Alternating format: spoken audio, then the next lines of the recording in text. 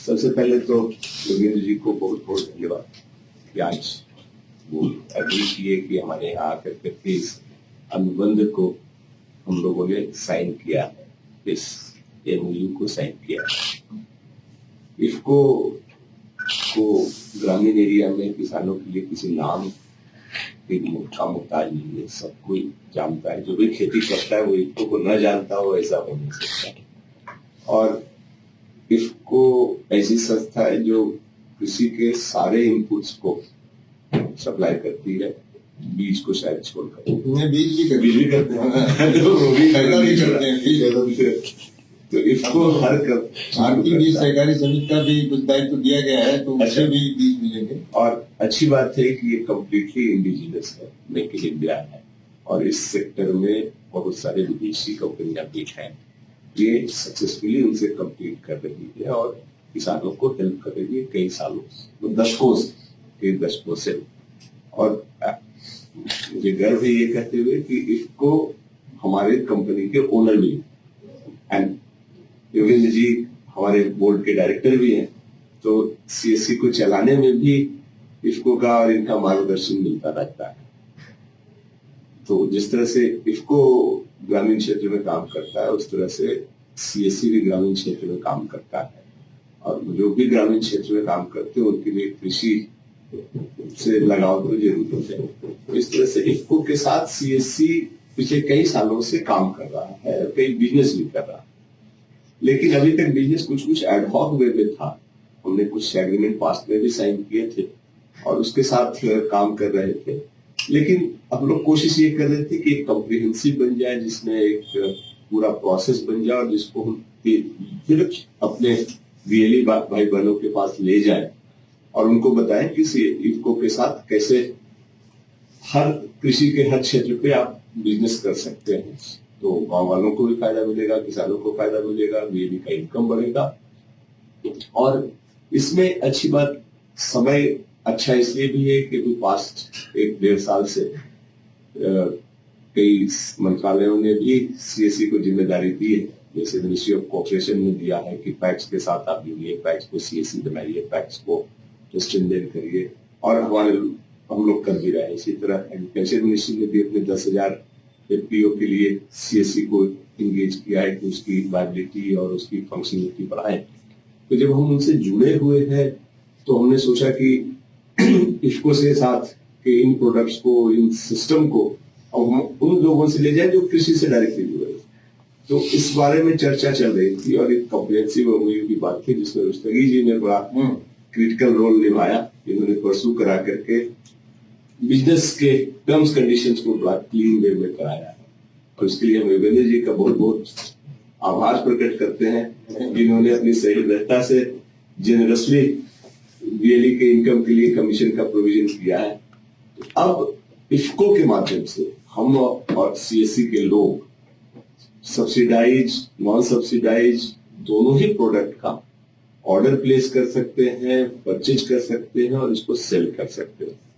तो हमारी आशा ये है, हमारा विश्वास ये है कि इसके बाद हमारी टीम वीएलई के पास पहुंचेगी, इसको की फील्ड टीम के साथ लेकर के, जैसा कि उन्होंने बताया कि उनका नेटवर्क काफी फैला हुआ ही है। तो दोनों टीम मिल करके ग्रामीणों को, किसानों को इसके बारे में बताए।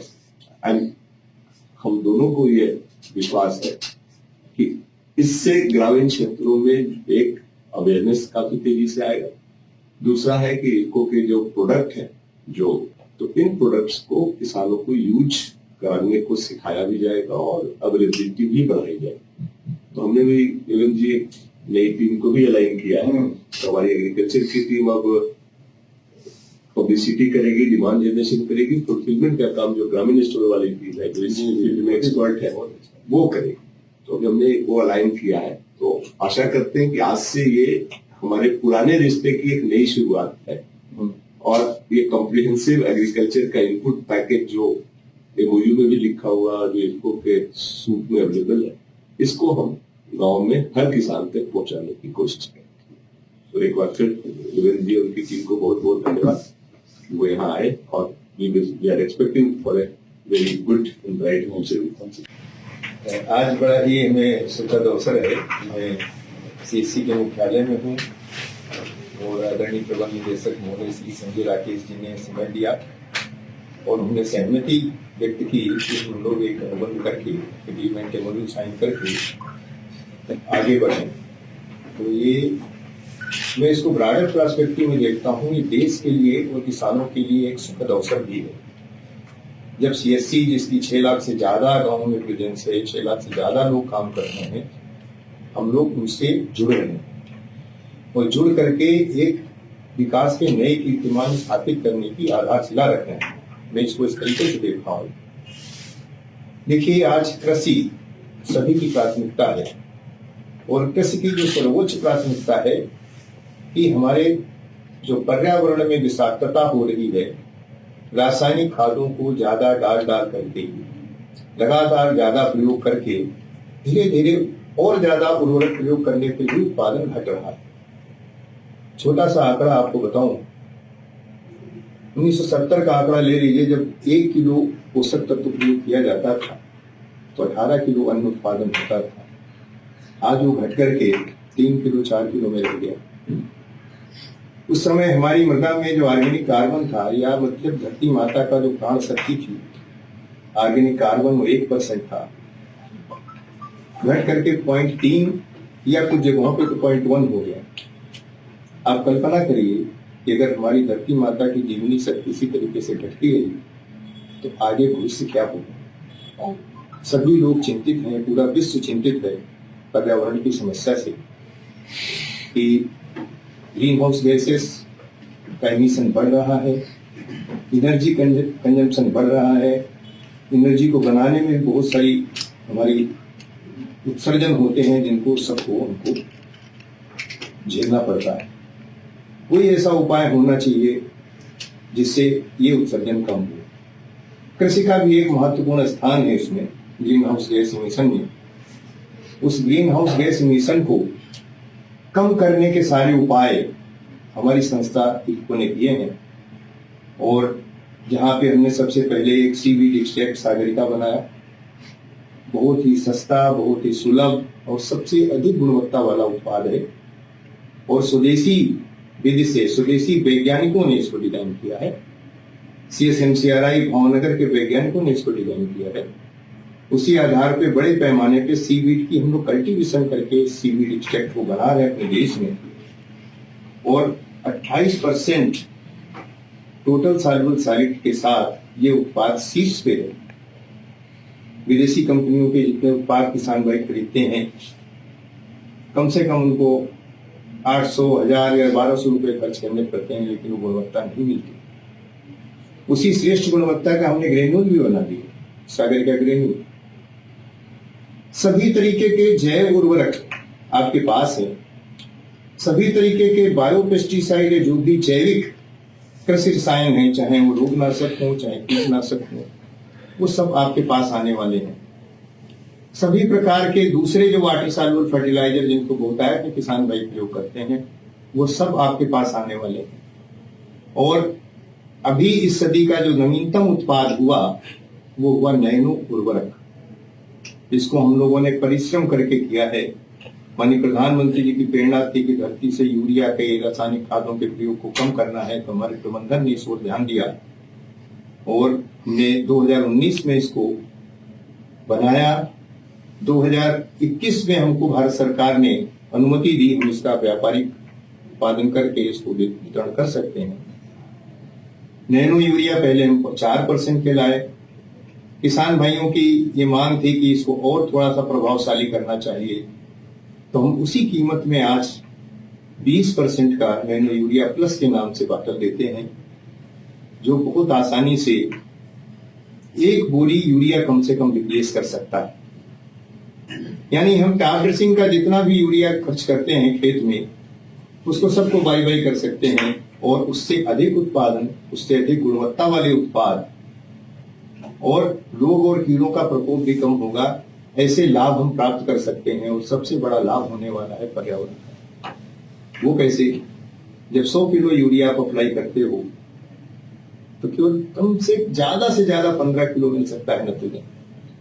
जो 85 किलो भाग है वो या तो हमारी जमीन को प्रदूषित करता है, जमीन की जीवनी शक्ति को कम करता है, या हमारे पेयजल को प्रभावित करता है। नाइट्रेट नीचे लीच होता है, उससे पेयजल प्रभावित होता है।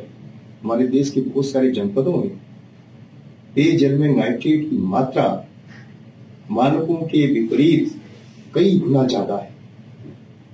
यानी कई तरीके के जो रोग उत्पन्न हो रहे हैं पेट के या और, नाइट्रेट का अधिक कंसेंट्रेशन उसके लिए उत्तरदायी है।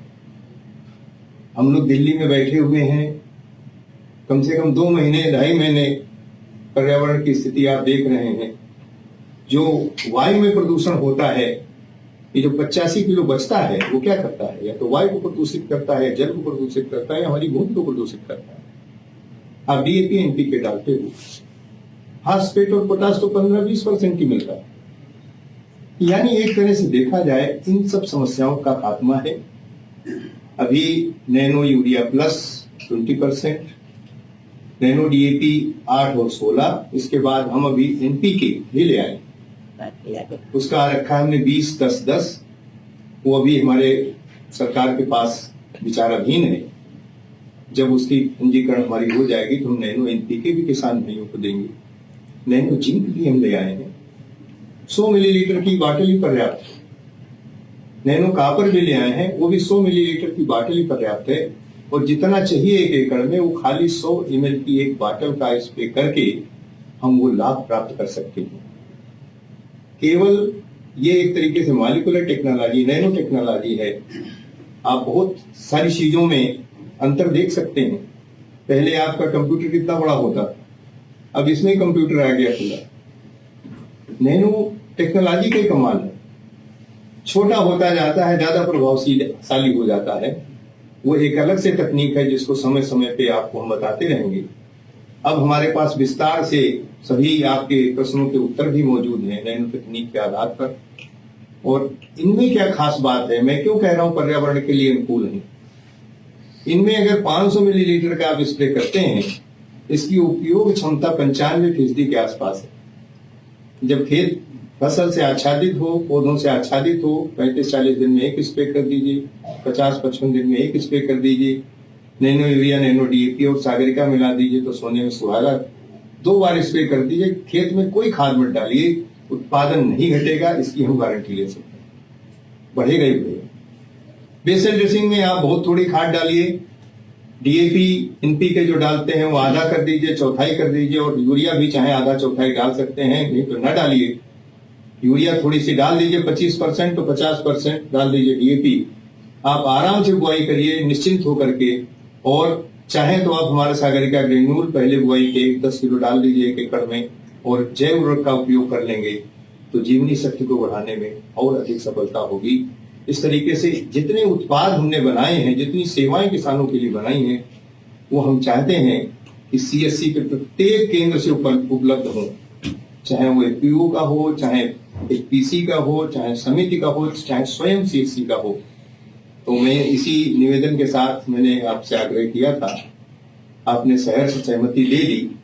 तो ये पर्यावरण हितैषी किसानों के लिए प्रत्येक दृष्टि से लाभप्रद जो उत्पाद हैं, जिनके अनेकों लाभ हैं, हम लोग समय समय पे जूम मीटिंग में या फिजिकल मीटिंग में आपको विस्तार से बताते रहेंगे। आज संक्षिप्त में मैं केवल इतना कहना चाहता हूँ कि ये मौका जो सीएससी के प्रबंध निदेशक महोदय ने दिया है वो हमारे लिए वाकई बहुत, मैं इनका आभारी हूँ। और बहुत ही अच्छे किसान हितैषी व्यक्ति हैं, और निश्चित रूप से ये भी कहीं गांव से ही आते हैं, किसी ग्रामीण क्षेत्र से ही हैं, तो ग्रामीण क्षेत्र की इनको समस्याएं से भी ये भली भांति अवगत हैं, और बहुत प्रशासनिक सेवा में वरिष्ठ पदों पे रहे हैं। तो इनका साथ मिलने से और आप लोगों का, सबका, सीएससी के लोगों का साथ मिलने से हमारी ताकत एक एक करके 11 गुनी होगी, और हम निश्चित रूप से किसान भाइयों की और ग्रामीण जीवन की बेहतर सेवा कर सकेंगे। धन्यवाद।